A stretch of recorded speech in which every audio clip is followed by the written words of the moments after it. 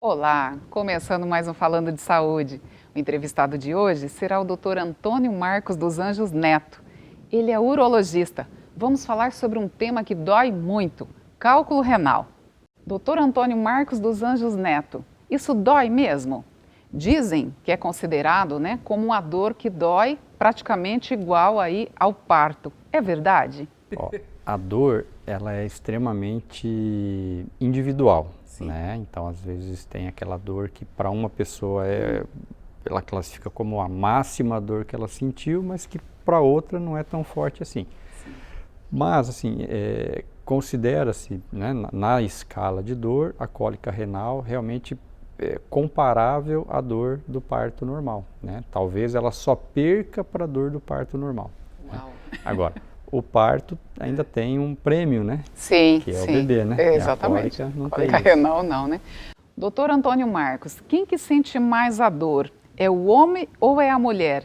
Qual dos dois reclama mais? Eu acredito que seja o homem.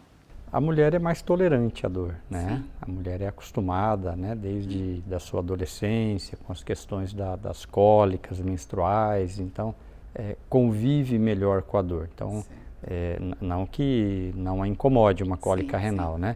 Mas o homem, ele tem um limiar de dor mais baixo que a mulher, né? Doutor, e o que causa o cálculo renal nos pacientes? O cálculo, ele é multifatorial, né? Então, a literatura médica lista uma série de causas. Nós tivemos a curiosidade, há alguns anos atrás, de fazer um estudo, né? Junto com uma nutricionista, foi até a tese de conclusão de curso dessa nutricionista, para avaliar se na nossa região, né, como nós temos uma incidência grande de cálculos renais, né, em Maringá e região, para avaliar se existia algo a mais que a gente pudesse determinar como fator causal dos cálculos renais. Sim. E a conclusão do nosso trabalho, ela foi similar à conclusão da literatura mundial, né? Então, as causas principais, elas variam desde facilitação genética. Então, o paciente já tem aquela tendência hereditária, né? Familiares têm o cálculo, isso é passado por gerações, né? Mas, além dessa questão genética, existe a influência do meio onde a pessoa vive, né? E dos hábitos dessa pessoa. Certo. Então, em termos de alimentação, o consumo excessivo de sal, o consumo excessivo de carne, a falta de líquido, então uma hidratação inadequada, né? O sedentarismo são, vamos dizer, as causas principais, né, de formação de cálculo renal. E como então atuar, né, sobre isso? Como então prevenir, talvez. Melhorar, né, doutor? Né? Trazer qualidade de vida para esses Diminuir, pacientes. talvez já me adiantando a sua próxima pergunta. Nós temos que corrigir esses fatores. Então, se você tem uma tendência genética de formar cálculo renal, obviamente que nós não temos como atuar nessa tendência genética, né? Mas é importante que você aumente a sua prevenção, né? Então, uma das principais formas de evitar a formação de cálculo renal é aumentar a hidratação. Agora, quanto de líquido que a gente deve beber, né? Então, essa é uma pergunta, e assim, isso também tem que ser individualizado, né? Então, se nós tivermos, por exemplo, uma pessoa cujo ambiente de trabalho ou o ambiente que ela permanece a maior parte do dia é um ambiente de sombra, um ambiente com uma temperatura controlada, naturalmente ele vai ter uma menor transpiração. Então, naturalmente a perda de líquido dele é menor, então ele não precisa tomar uma quantidade excessiva de líquidos. Em contrapartida, se você tiver um paciente cujo ambiente de trabalho ou que ele vive é um ambiente quente, né? Ao sol, então a transpiração é maior, né? O atleta, né, que transpira muito. Então, esse paciente vai requerer uma quantidade de líquido maior. Mas como saber a quantidade ideal, né? Uma dica seria você observar a cor da urina. Então, se você tiver uma urina concentrada, uma urina amarelo-ouro, né? Então, é um sinal que o seu corpo está poupando água, né? Então, você está desidratado. Então, o ideal é que você aumente a ingesta de líquido de tal forma que a sua urina possa ficar clara, um amarelo clarinho. Então, urina com cor clarinha significa boa hidratação. Então, a sua quantidade de líquido está adequada. Então, quanto beber? O suficiente para que as suas micções tenham realmente uma cor bem clara. Urina escura, está faltando líquido, temos que hidratar, né? Com relação ao sal, o sal não é só o que a gente administra com o saleiro, né? Tudo então, tem sal, né, tudo doutor? Tem sal. E os alimentos industrializados têm um teor de sal maior, sim, né? sim. Então, se nós pegarmos... Que são usados como conservantes, na verdade, né, doutor? Exatamente, né? E os temperos prontos, né? Aí os mais variados, né? Então, se a gente tem o hábito de, na nossa rotina de casa, alimentação de casa, temperos prontos, né? Aí muito embutido, muito industrializado, muito refrigerante, né? Então, o nosso teor de sal diário está acima do recomendado. Então, nós somos candidatos a formar cálculo renal. O cálculo renal, ele tem muitas apresentações, né? Então, assim, o cálculo se forma ao longo de alguns meses, né? E fica ali no rim, quietinho, parado. Muitas vezes a gente não tem nem conhecimento da existência desse cálculo, né? Esse conhecimento vem quando ele, por algum motivo, desprende do rim e desce pelo ureter. Então, o ureter, ele é um canal, o ureter é o canal que liga o rim à bexiga, mas é um canal de fino calibre, né? Claro, em alguns pacientes ele tem um calibre maior, né? Um trajeto mais retilíneo, em outros pacientes ele é mais tortuoso, cheio de curvas, calibre menor, né? Então, isso pode... Um ureter de melhor calibre facilita a eliminação de cálculos. Um ureter tortuoso dificulta a eliminação de cálculos, né? E você tem cálculos também de vários tamanhos. Então, desde alguns milímetros e podendo chegar até alguns centímetros, né? Então, tudo depende de uma somatória de dados, né? Então, se nós tivermos, por exemplo, um paciente com um cálculo milimétrico, né? 1 milímetro, 2 milímetros, e que desceu, né? Então você teve aquela cólica terrível, mas aí nos exames de avaliação a gente viu que o cálculo está a alguns pequenos milímetros de cair na bexiga, né? Então de ser eliminado. E nós estamos frente a um paciente de um bom ureter, de bom calibre, os analgésicos iniciais melhoraram a dor, nós não temos infecções associadas, né? Então, esse paciente pode ser observado, né, e medicado com analgésicos e medicações que, de certa forma, ajudariam a eliminar a eliminação do cálculo, né? E talvez ele não precise de cirurgia. Mas no outro extremo, nós poderemos ter um paciente com um cálculo já de tamanho mais volumoso, um ureter mais tortuoso, né, ou de menor calibre. Esse cálculo já enroscou, já está obstruído, né, em qualquer uma dos segmentos do ureter, seja mais próximo do rim, seja mais próximo da bexiga. Mas o rim a gente percebe que está dilatado, já com funcionamento alterado, reduzido, ou há indícios de infecção iniciando, ou as dores não estão melhorando com o tratamento inicial, então esse paciente passa a ser realmente um candidato ao tratamento cirúrgico.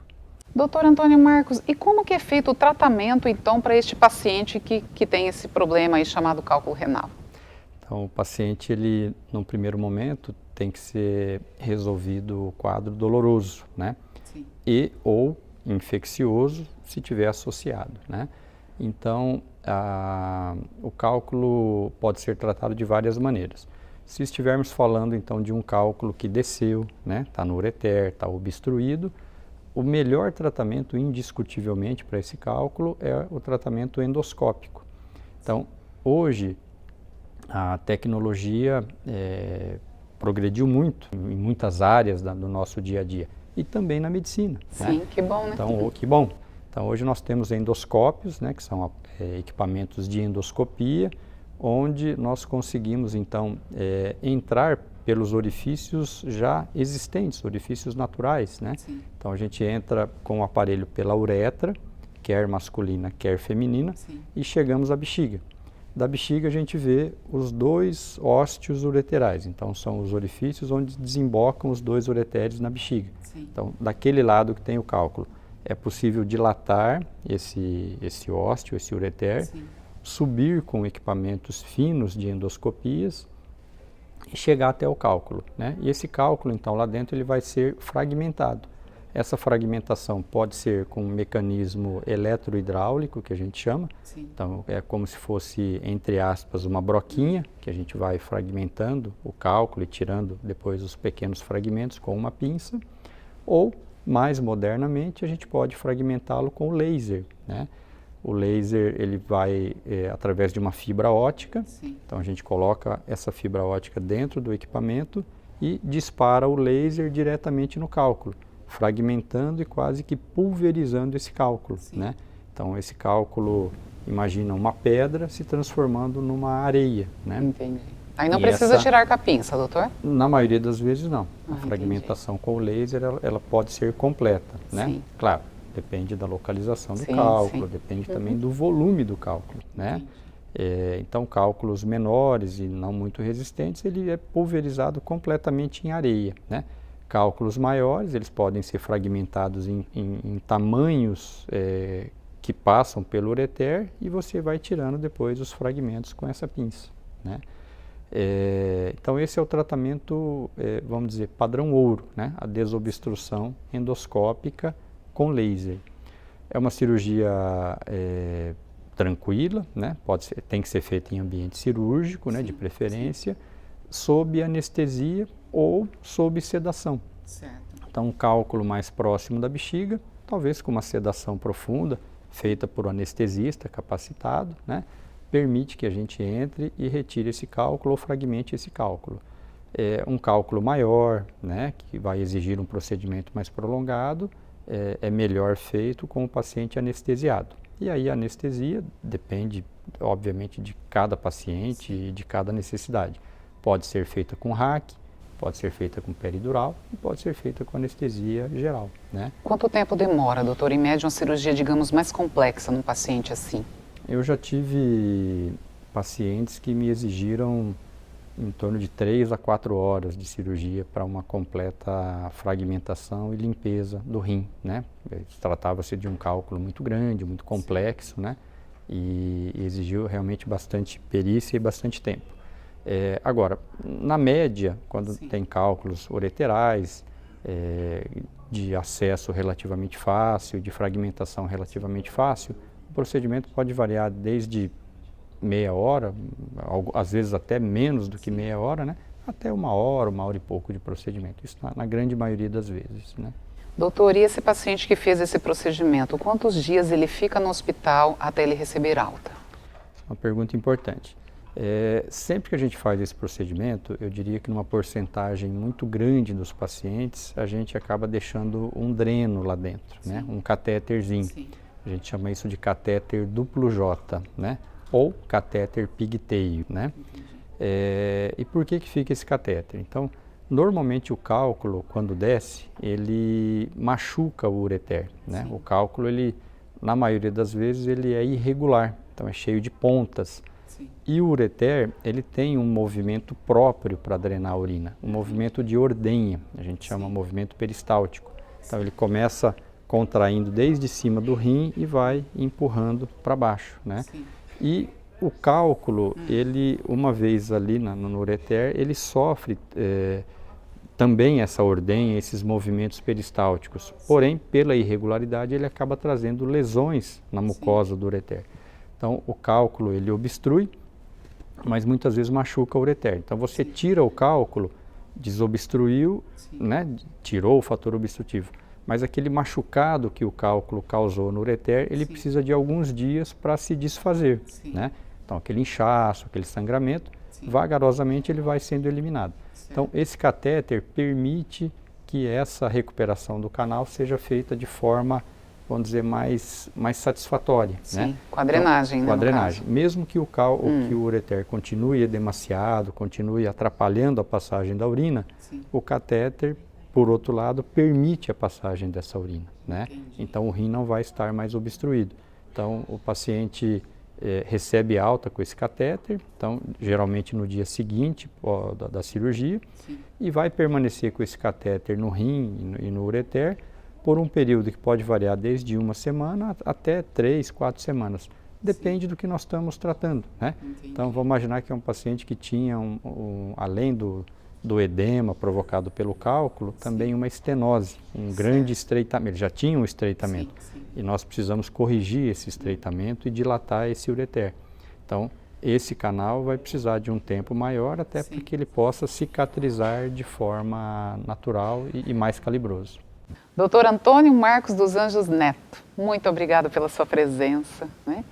E que em breve o doutor possa estar aqui ajudando mais vários e inúmeros pacientes. Será um prazer, né? Certamente voltaremos. Muito obrigada, doutor. Obrigado, Cláudia. E a vocês que nos acompanharam mais esse Falando de Saúde, cálculo renal, dói, né? Dá cólica, incomoda, tira o sono, atrapalha viagens. Então, agenda uma consulta com o urologista. Segue aí a dica, Dr. Antônio Marcos dos Anjos Neto. Obrigada pela tua companhia e até o próximo.